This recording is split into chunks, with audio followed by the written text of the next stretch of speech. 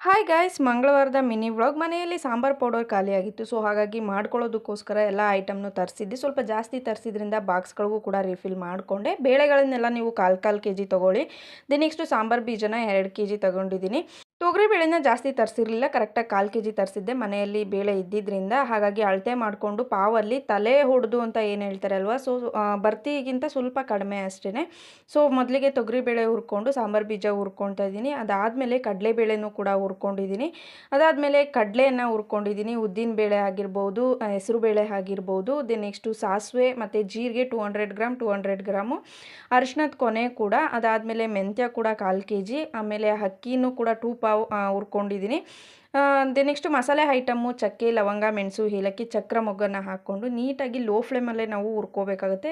ಇದೆಲ್ಲ ಮಾಡ್ಕೊಂಡು ಆದಮೇಲೆ ಮಿಕ್ಸ್ ಮಾಡಿಕೊಂಡು ಮಿಲ್ಗೆ ಹಾಕ್ಸಿದ್ರೆ ಸಾಂಬಾರು ಪೌಡರ್ ರೆಡಿ ಆಗುತ್ತೆ. ಈ ವಿಡಿಯೋ ಇಷ್ಟ ಆಗಿದ್ರೆ ಲೈಕ್ ಮಾಡೋದು ಮರಿಬೇಡಿ. Thank you for